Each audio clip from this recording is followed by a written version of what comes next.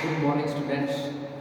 आज हम फिजिक्स की पहली यूनिट जिसका नाम इलेक्ट्रोस्टैटिक्स है उसके ऊपर डिस्कस करेंगे।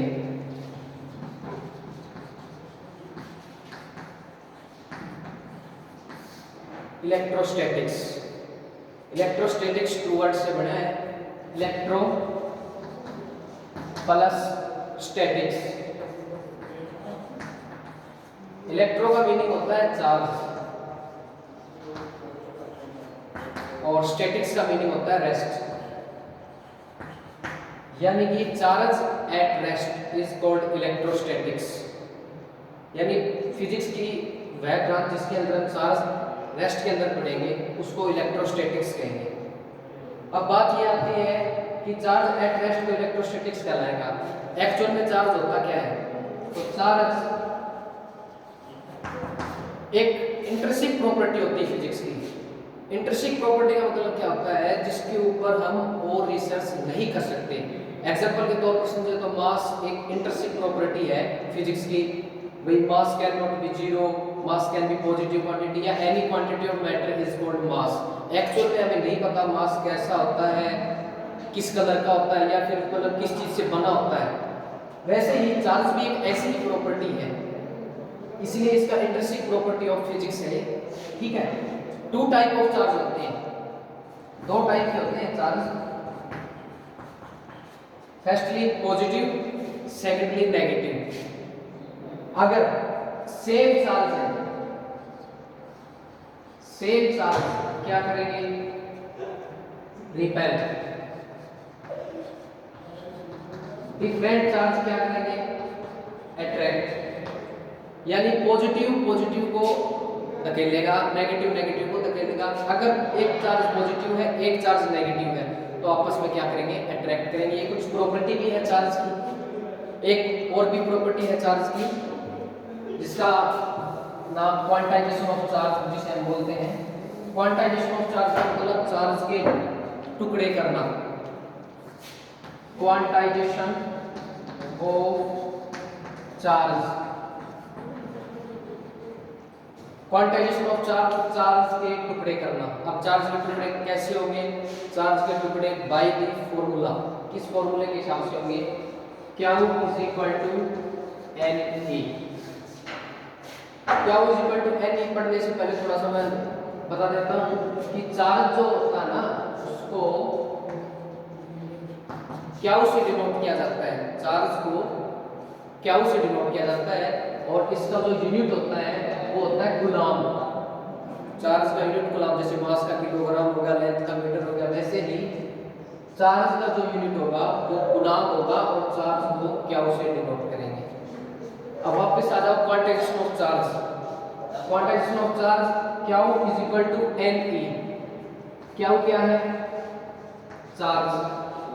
N है number of integer, number of integer यानी 0, 1, 2 up to n तक कुछ भी हो सकता है। और E क्या है? E is the electron. E है इलेक्ट्रॉन जिसके ऊपर चार्ज फिक्स होता है 1.6 मल्टीप्लाई 10 की पावर -19 कूलम। ठीक है, Q is equal to NE। इसके ऊपर एक न्यूमेरिकल भी आता है हर बार एग्जाम में। एग्जांपल के तौर पर समझाऊं तो जैसे एक न्यूमेरिकल है, how many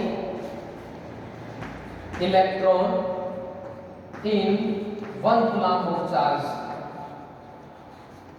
how many electron in 1 coulomb of charge. देखो चार्ज कितना दे दिया? 1 कूलम। इलेक्ट्रॉन की वैल्यू फिक्स होती है 1.6 10 की पावर -19।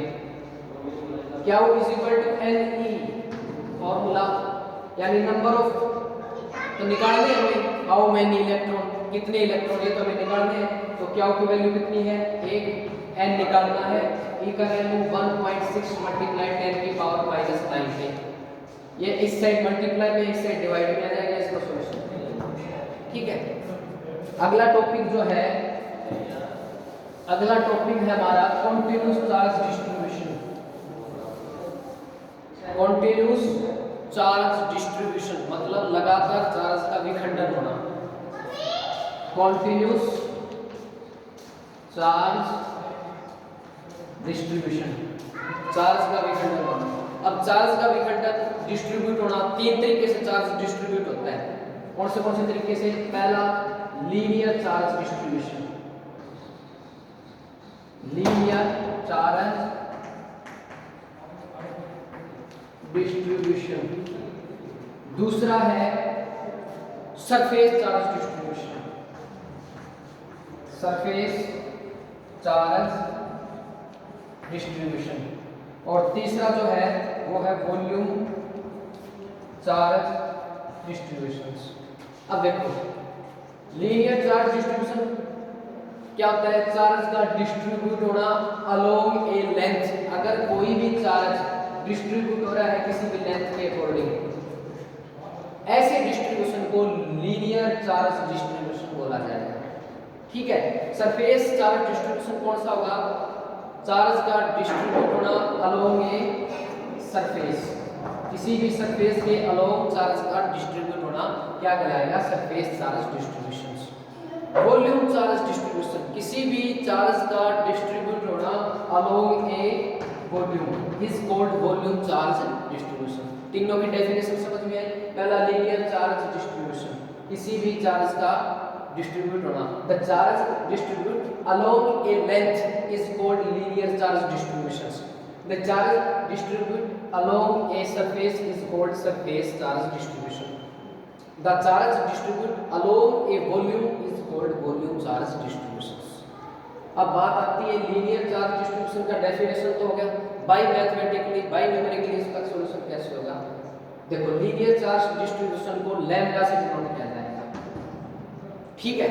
और लैम्डा का जो वैल्यू होगा बाय न्यूमेरिकली वो क्या होगा? dq बटा dl। देखो चार्ज डिस्ट्रीब्यूट हुआ dq अलोंग ए लेंथ। ठीक है, सही है। लीनियर चार्ज डिस्ट्रीब्यूशन क्या होता था? किसी भी चार्ज का डिस्ट्रीब्यूट होना अलोंग ए लेंथ, तो चार्ज का डिस्ट्रीब्यूट हुआ along A length and it is denoted by lambda. Surface charge distributions sigma से डिनोट करेंगे और किसी भी चार्ज का डिस्ट्रीब्यूट होना अलोंग ए सरफेस यानी dq बटा ds। वॉल्यूम चार्ज डिस्ट्रीब्यूशन को रो से डिनोट करेंगे, वही फॉर्मूला किसी भी चार्ज का डिस्ट्रीब्यूट होना अलोंग ए वॉल्यूम। ऐसे याद नहीं लगे तो ऐसे कर लियो। देखो लीनियर चार्ज डिस्ट्रीब्यूशन डिनोट करने के तरीके कैसे याद रखोगे? L for linear, L for lambda, S for surface, S for sigma, V for volume.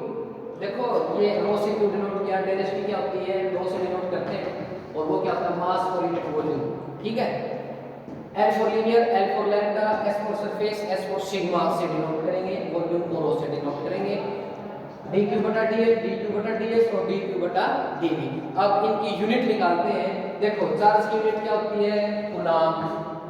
dl length, length की यूनिट मीटर। तो लीनियर चार्ज डिस्ट्रीब्यूशन का जो यूनिट होगा वो क्या होगा? कूलम पर मीटर।